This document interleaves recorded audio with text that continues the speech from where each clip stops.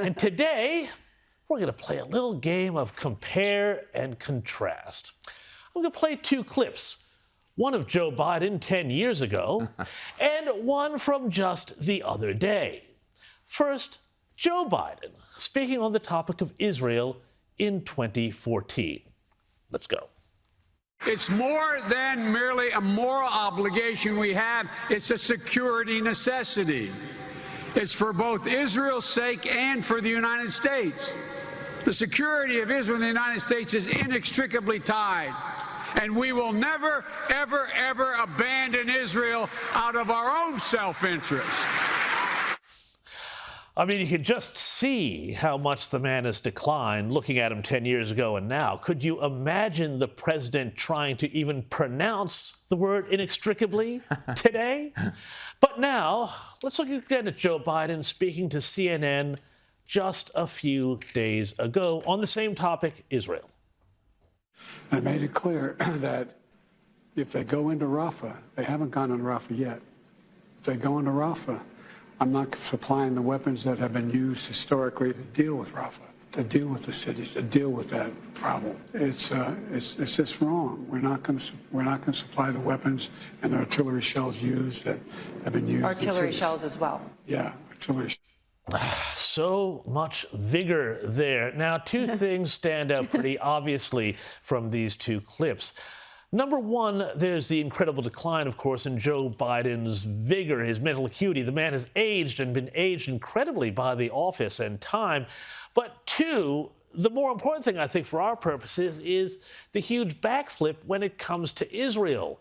Threatening the government of Israel that the U.S. would withhold aid, and this is key, if they go into Rafah in the Gaza Strip to finish off Hamas. Now, this is, of course, a tremendous gift to Hamas and their masters in Tehran. Donald Trump said as much and more in the past few hours, posting on Truth Social. Crooked Joe Biden, whether he knows it or not, just said he will withhold weapons from Israel as they fight to eradicate Hamas terrorists in Gaza. Hamas murdered thousands of innocent civilians, including babies, and are still holding Americans hostage, if the hostages are still alive. Yet Crooked Joe, Trump says, is taking the side of these terrorists, just like he has sided with the radical mobs taking over our college campuses because his donors are funding them. Biden is weak, corrupt, and leading the world straight into World War III. Remember, this war in Israel, just like the war in Ukraine, he says, would never have started if I was in the White House, Trump said. But very soon we will be back and once again demanding peace through strength.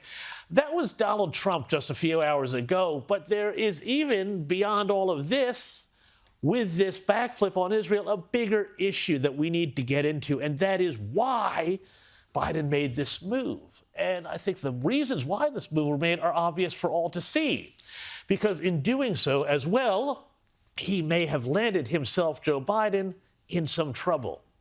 Indeed, some analysts are now saying that this could be, and would certainly be more likely if the parties were reversed, an impeachable offense, given that the likely reason Biden withheld the aid was to help not American foreign policy or national security interests, but to assist the Democrats in the unenviable task of shoring up the Muslim vote in key states like Michigan, where U.S. support for Israel has voters furious.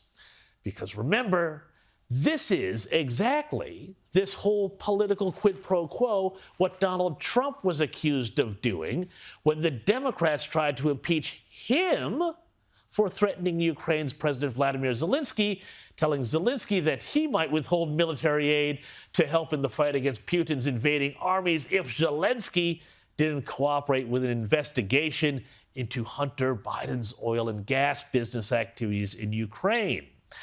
So again, let's dive into the archives. Here's Joe Biden on the Jimmy Kimmel program in September 2019.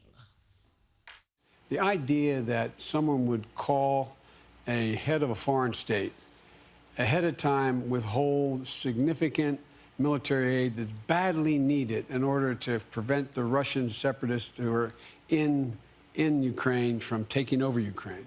And then ask basically can you cooperate with Rudy Giuliani? He's coming over. Talked about getting the Justice Department engaged in this. I mean, it's such a blatant abuse of power that it just I don't think it can stand.